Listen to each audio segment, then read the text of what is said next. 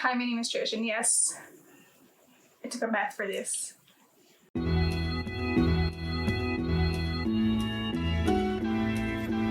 Hi, my name is Trish, and in this video I will be talking about The Rise of the Empress series by Julie C. Dao. So, I'm a bit nervous filming this because this is my first video dedicated to me reviewing just one specific series or book, and yeah, I'm feeling a little bit of a lot of pressure. More so because this is a series that I really like, and I tend to not be able to articulate myself when it comes to talking about books that I like. But I'm doing this because my mom may have raised a procrastinator, but she did not raise a quitter. So, onward. In an attempt to raise my relaxation levels, I will be assuming a chill position while listening to my neighbor's OPM playlist playing in the background. But seriously though, my neighbors have been playing their OPM playlist since early this afternoon and I can't do anything about it. So let's just all vibe with it. So The Rise of the Empress series has two main stories and a novella. So the series is basically a reimagining and retelling of Snow White in an Asian setting. The first book is Forest of a Thousand Lanterns, and I gave it 4 out of 5 stars, but thinking about it, I might bump it up to 4.5 because I finished this series back in late April, and I'm still thinking about it. And every time I think about it, I still feel everything. So I guess that says a lot about how much I liked it. So why not? Bump it up 0.5. Forest of a Thousand Lanterns tells the story of Shifeng, who eventually becomes the evil stepmother.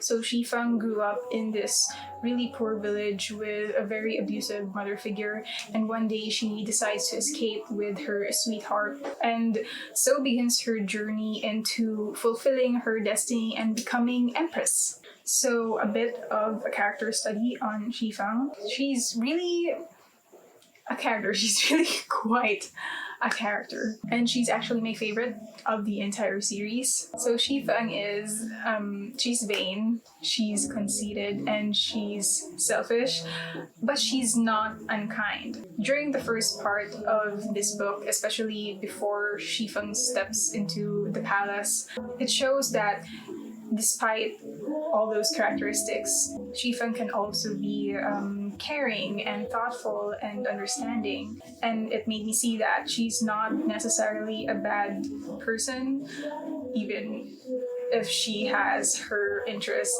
always before others. She's also very self-aware. Shifeng knows when she's being selfish and shallow, and she's ashamed of it. Shifeng is also very determined and stubborn. There is no one in this series who can dissuade her when she puts her mind into something, not even a fucking god, and that makes her a very formidable force. Shifeng's origin story is unique in a sense that her backstory doesn't try to redeem her. It's an effort to make me understand her, yes, but not necessarily to make me sympathize with her, because she's not a character who's easy to sympathize with. Shifeng is unapologetically self-absorbed and vain. In a single breath, she called the sun a vain tart, and then proceeds to complain about how hard life is for her because of her perfect face. So yeah, there really isn't any attempt to paint Shifeng in a better light. She's presented as she is, and it's this lack of pretense in the way that she's written that really endeared her to me. This story really impressed me because it succeeds in humanizing Shifeng without minimizing any of her bad decisions or the evil things that she's done, but at the same time, it also doesn't demonize every single action or thought that she has. The story really makes a distinction between Shifeng having self-centered thoughts and desires like everybody else, and her having more darker motives. The story shows Shifeng in all her potential for good and evil, and while she eventually does choose a darker path later on, it showed that she initially fought hard against that. So she's not portrayed as this character who's evil all the way through, because really nobody is. I also really found it fascinating that the choices that Shifengs had to make weren't necessarily labeled as good versus evil. Well, most of it wasn't anyway. But basically, the decisions that Shifeng makes is between her wanting to do what she wants to do for her life versus doing what other people want her to do so she could fulfill this role they want her to play. And I think this was important to emphasize because it also sets up the stage for Jade in the second book, who is also faced with the same choices. Now on to Wei and Shifeng's relationship. Okay, so is Wei and Shifeng's relationship an angsty, painful, heartbreaking love story? Yes. Do I want the two of them to be together? No. As much as I like Wei's character, he is steeped in antiquated patriarchal beliefs and values, and honestly, Shifeng needs someone who can keep up with her. And Shifeng isn't any better matched for Wei either, because as much as she loves him, he's really only a means to an end for her. But I really do appreciate the pain they gave me. So I am always a slut for slow burn stories and plots that take their time unfolding. And this book was one of those, and it was very, very well written because Julie Liao is one hell of a writer. I spent so much time reading about Shifeng's characters in all its intimacies and all her vulnerable moments, that when the inevitable end came, it was still shocking and devastating for me, despite me already knowing who she would become. And this intricate opening up of Shifeng's character is one of the strongest points of the book, and really one of the strongest points of the entire series, because Julie Liao makes it her business to have me dissect and understand her characters. And for me, that makes for really good storytelling. So the next book is Kingdom of the Blazing Phoenix. So the next book is Kingdom of the Blazing Phoenix. And I gave this book 4 out of 5 stars. So this story takes place 18 years after the first one, and we follow Jade, who is Shifeng's stepdaughter, as she goes on this magical quest to retrieve these magical items that will assist her in finally ending Shifeng's tyrannical reign. So, a bit of a character study on Jade. She is a typical innocent, pure, perfect, good girl character. And while I'm usually annoyed with these type of characters, Jade was actually a very well-written character, and she was very endearing. She grew up with some privilege, but she also grew up with hard work. She was exposed to the realities of the lives of the people around her and the people in her kingdom, so she's not that completely out of touch with reality. And I say not completely because she is still, to some degree, out of touch with reality. But despite that, she is genuinely caring and really does want to make a change in her kingdom, which is really what drives her character development throughout the story.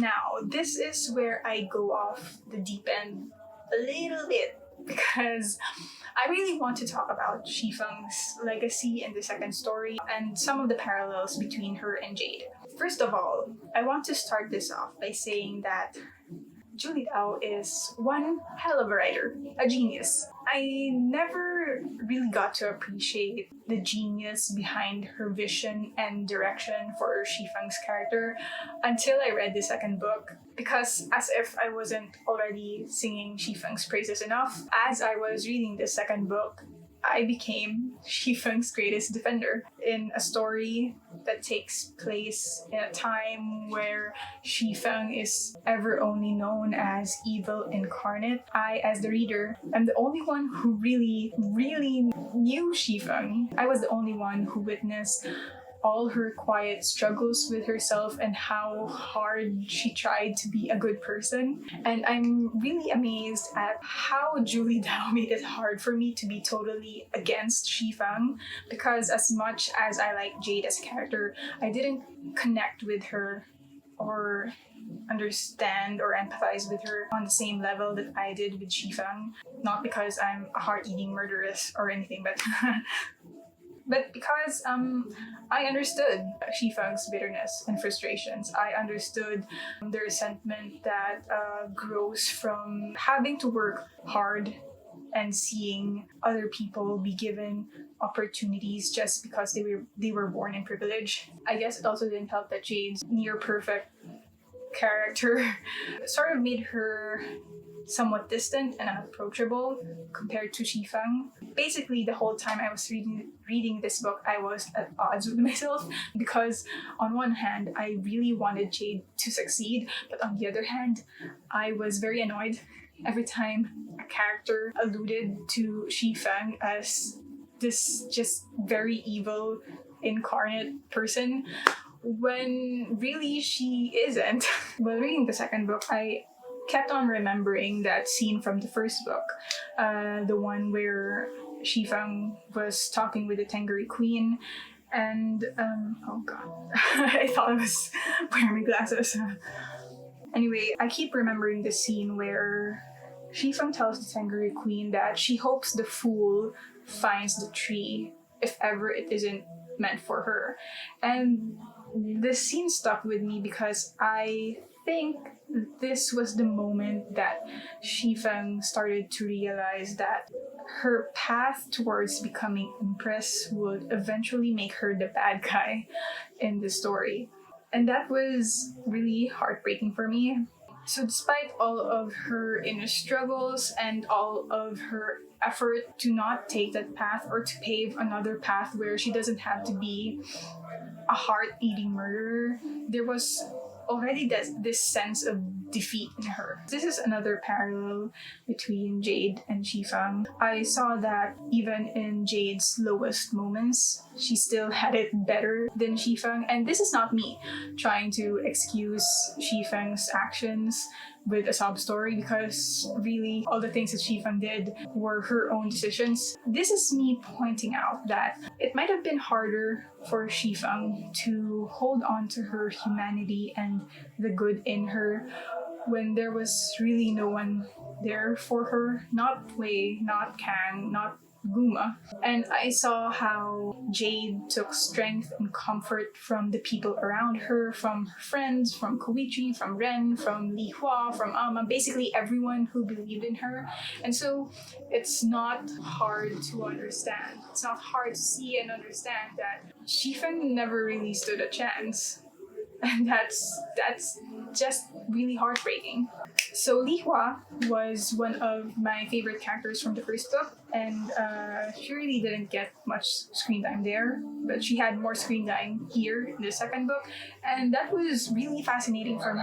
And I really liked getting to know more of Li Hua even after her character has passed away. And I also really liked that I was introduced to more of her at the same time as Jade, so it was a really nice interactive experience for me as a reader. I also really like the dynamics between Jade, Koichi, and Ren, because Jade and Koichi grew up in privilege, and while they sincerely and genuinely want to help people, sometimes they really don't know how to help the people they need to help. What I'm trying to say is sometimes they think that what they're doing is helpful, when really it's when you haven't been in their shoes and experienced what they've gone through, it's hard to tell them what's good for them. And this is where Ren comes in, because she keeps the two of them grounded and she shows them the reality of how things are going on around the kingdom and with the people. At the same time, she also gradually learns that just because they grew up in privilege doesn't mean that they don't have real compassion. But really, it's not like we owe it to rich people to make them feel better, but it's an interesting conversation to have. So Julie Dao really amped up the magical elements in this book, like to 100. The way that the plot unfolded and the way it combined all the other subplots, clearly inspired by other Asian countries, was really well done. And it reminded me of stories in the old Chinese textbooks I used to have back in high school. It just had that overall tone of old-timey fantasy Asian stories. The plot and the pacing in this book was also significantly faster and more chaotic compared to the first one. It's jam-packed and there's a lot going on. And while normally I tend to not really like this sort of messy unfolding, I thought this was the perfect setup for this story because really it's about Jade and her friends racing against time and the impossibility of their task and still managing to get through it all. So I think that the chaotic setting of everything was ideal for this story. And now for the third book, which isn't really a third book, it's a novella. Song of the Crimson Flower, and I gave this 4 out of 5 stars. So Song of the Crimson Flower follows Lan and Bao, who go on this journey together after Lan cruelly rejects Bao's courtship, and then Bao gets himself cursed by a witch, and now he turns into this flute unless he's near Lan. And so they go on this awkward road trip together to try and lift this curse from Bao. This story had all the elements of what I want in a romance story, like hurt and pain and angst. So a bit of a character study on Lan, the main protagonist. She has tendencies to be shallow, and she's very conscious about her image, how she presents herself to others and how others perceive her. But at the same time, she's also caring and empathic and understanding. Really, she's another protagonist who has this very good balance of bad and good attributes, and really this is what I absolutely love about the series. It's how Julie Dao portrays her characters with so much depth and complexity, and how she takes time in breaking down their thoughts and motivations and personalities and beliefs and basically everything that makes up her protagonist. She always opens up her characters to discussion and observation. So can I acknowledge and understand Shifang's circumstances while also condemning her actions and choices? Yes. Can I say that Jade's privilege does not lessen the sincerity of her care and sympathy and longing to help others? Yes. Can I agree that while Lan has shallow tendencies, she's also a caring and kind person? Yes. And it's this ridiculously good character complexity that I adore about this series. Julie Dao always raises a question about her characters, and she challenges this as the story progresses. Also, who gave Julie Dao permission to exercise her comedic prowess in the second book? Because Bao and Lan's interactions are genuinely funny, and I really like that, considering that the last 2 books were kind of bleak. So I really appreciated the silliness, the midst of the angst. Out of the 3 stories, the romance in this novella was also my favorite because there's just a limited number of times that I can say angst, just to make myself clear. Angst. Now, with that being said, I have to talk about that one factor that made this otherwise 5-star read into a 4-star. Oh, let's say a 4-star. And that is the drug subplot. So in the story, there's this plant that can be used as an addictive drug, but at the same time, it also has beneficial medical capabilities. So the subplot revolves around the question, Should they or should they not get rid of this plant? And I'm not saying that the drug subplot is bad, because it's actually very interesting. By this time, I've read 2 of Julie Dao's books, so I know that she can do this. I am confident that she can write a kick-ass book with magic and romance and addresses heavy issues like drugs and addiction and the belief that the end justifies the means no matter how harmful. But therein lies the problem, because she didn't write a book. She wrote a novella, and I believe that the restrictions with the length curbed her ability to fully address this subplot. Which is why I say that maybe she shouldn't have included it in the first place. This would have been a 5-star read for me if the story had focused on Bao and Lan's relationship, which honestly was already layered and interesting enough to carry the novella. But bringing up this drug subplot and not being able to fully address it, let alone provide an adequate resolution to it, was unsatisfying and disappointing. I mean, sure, Bao and Lan got their happy ending, and my shipper heart is very, very happy. Like, very happy. But how about the drugs? How about the drugs? Because in the conclusion, there really isn't any hint or idea about how the characters are going to address it, and the whole subplot is just left hanging in the air. A funny story. So I finished the series back in April, and after I read this novella, I was good. But there was this feeling of dissatisfaction. I couldn't pinpoint what it was. And it wasn't until recently that I read Kate's review of Song of the Crimson Flower that I finally got it. I finally understood that meh feeling came from this subplot. And it only took me a month to realize it, and someone else pointing it out for me, so... But overall, I still gave this novella 4 out of 5 stars, because really I picked it up for the romance, and for me the romance really delivered, so that is it for my review of Rise of the Empress, which is a series I strongly recommend everyone to pick up, because that is it. I never know what to say when my videos end, so... Outro!